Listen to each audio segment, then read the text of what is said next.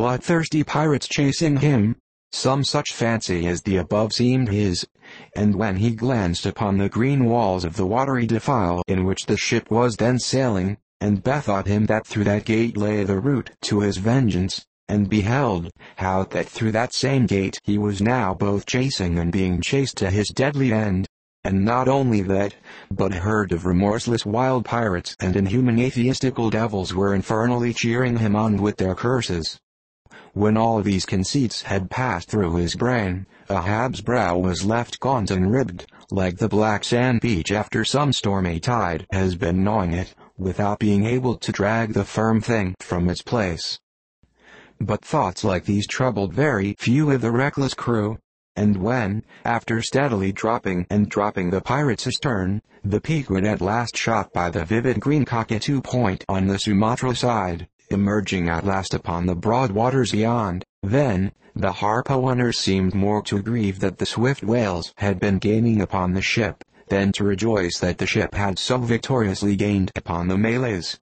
But still driving on in the wake of the whales, at length they seemed abating their speed. Gradually the ship neared them, and the wind now dying away, word was passed to spring to the boats. But no sooner did the herd, by some presumed wonderful instinct of the sperm whale, become notified of the 3 keels that were after them, though as yet a mile in their rear, then they rallied again, and forming in close ranks and battalions, so that their spouts all looked like flashing lines of stacked bayonets, moved on with redoubled velocity. Stripped to our shirts and drawers, we sprang to the white ash, and after several hours pulling were almost disposed to renounce the chase, when a general pausing commotion among the whales gave animating token that they were now at last under the influence of that strange perplexity of inert irresolution, which, when the fishermen perceive it in the whale, they say he is Galileed. The compact martial columns in which they had been hitherto rapidly and steadily swimming, were now broken up in one measureless rout, and like King Porus elephants in the Indian battle with Alexander, they seemed going mad with consternation, in all directions expanding in vast irregular circles, and aimlessly swimming hither and thither. By their short thick spoutings, they plainly betrayed their distraction of panic. This was still more strangely evinced by those of their number, who, completely paralyzed as it were, helplessly floated like waterlogged dismantled ships on the sea. Had these leviathans been but a flock of simple sheep, pursued over the pasture by 3 fierce wolves, they could not possibly have evinced such excessive dismay. But this occasional timidity is characteristic of almost all herding creatures. Though banding together in tens of thousands, the lion-maned buffaloes of the West have fled before solitary horsemen. Witness, too, all human beings, how when herded together in the sheepfold of a theater's pit, they will, at the slightest alarm of fire, rush helterskelter for the outlets, crowding, trampling, jamming, and remorselessly dashing each other to death. Best, therefore, withhold any amazement at the strangely Galileed whales before us, for there is no folly of the beasts of the earth which is not infinitely outdone by the madness of men.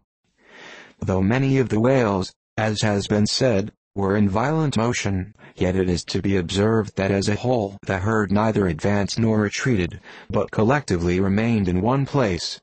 As is customary in those cases, the boats at once separated, each making for some one lone whale on the outskirts of the shoal.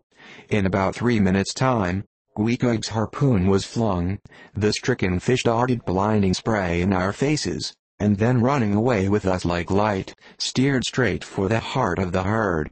Though such a movement on the part of the whale struck under such circumstances, is in no wise unprecedented, and indeed is almost always more or less anticipated, yet does it present one of the more perilous vicissitudes of the fishery, for as the swift monster drags you deeper and deeper into the frantic shoal, you bid adieu to circumspect life and only exist in a delirious throb. As, blind and deaf, the whale plunged forward, as if by sheer power of speed to rid himself of the iron leech that had fastened to him, as we thus tore a white gash in the sea, on all sides menaced as we flew, by the crazed creatures to and fro rushing about us. Our beset boat was like a ship mobbed by ice isles in a tempest, and striving to steer through their complicated channels and straits, knowing not at what moment it may be locked in and crushed. But not a bit daunted, we steered us manfully, now sheering off from this monster directly across our route in advance, now edging away from that, whose colossal flukes were suspended overhead, while all the time, Starbuck stood up in the bows, lance in hand, pricking out of our way whatever whales he could reach by short darts, for there was no time to make long ones. Nor were the oarsmen quite idle, though their wonted duty was now altogether dispensed with. They chiefly attended to the shouting part of the business. "Out of the way, Commodore!" cried one, to a great dromedary that of a sudden rose bodily to the surface, and for an instant threatened to swamp us. "Hard down with your tail, there!" cried a second to another, which, close to our gunwale, seemed calmly cooling himself with his own fan-like extremity. All whaleboats carry certain curious contrivances, originally invented by the Nantucket Indians, called drugs. Two thick squares of wood of equal size are stoutly clanched together, so that they cross each other's grain at right angles. A line of considerable length is then attached to the middle of this block, and the other end of the line being looped, it can in a moment be fastened to a harpoon. It is chiefly among galleyed whales that this drug is used, for then, more whales are close round you than you can possibly chase at one time. But sperm whales are not every day encountered. While you may, then, you must kill all you can. And if you cannot kill them all at once, you must wing them, so that they can be afterwards killed at your leisure. Hence it is, that at times like these the drug comes into requisition. Our boat was furnished with 3 of them. The first and second were successfully darted, and we saw the whales staggeringly running off, fettered by the enormous sidelong resistance of the towing drug. They were cramped like malefactors with the chain and ball. But upon flinging the third, in the act of tossing overboard the clumsy wooden block, it caught under one of the seats of the boat, and in an instant tore it out and carried it away, dropping the oarsman in the boat's bottom as the seat slid from under him. On both sides the sea came in at the wounded planks, but we stuffed 2 or 3 drawers and shirts in, and so stopped the leaks for the time.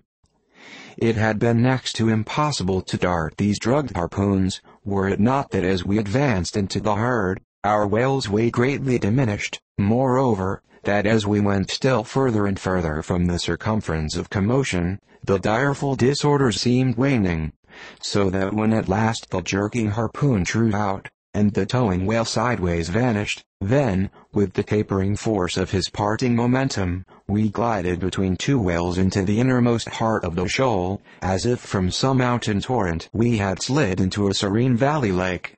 Here the storms in the roaring glens between the outermost whales were heard but not felt. In this central expanse the sea presented that smooth satin-like surface, called the sleek, produced by the subtle moisture thrown off by the whale in his more quiet moods. Yes, we were now in that enchanted calm which they say lurks at the heart of every commotion.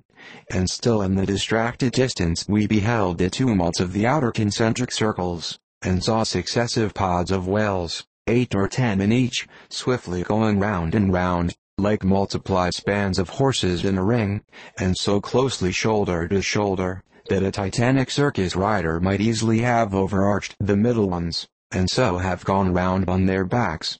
Owing to the density of the crowd of reposing whales, more immediately surrounding the embayed axis of the herd, no possible chance of escape was at present afforded us. We must watch for a breach in the living wall that hemmed us in, the wall that had only admitted us in order to shut us up. Keeping at the center of the lake, we were occasionally visited by small tame cows and calves, the women and children of this rooted host. Now, inclusive of the occasional wide intervals between the revolving outer circles, and inclusive of the spaces between the various pods in any one of those circles, the entire area at this juncture, embraced by the whole multitude, must have contained at least 2 or 3 square miles. At any rate, though indeed such a test at such a time might be deceptive.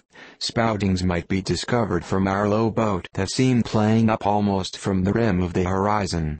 I mention this circumstance because, as if the cows and calves had been purposely locked up in this innermost fold, and as if the wide extent of the herd had hitherto prevented them from learning the precise cause of its stopping, or, possibly, being so young, unsophisticated, and every way innocent and inexperienced, however it may have been, these smaller,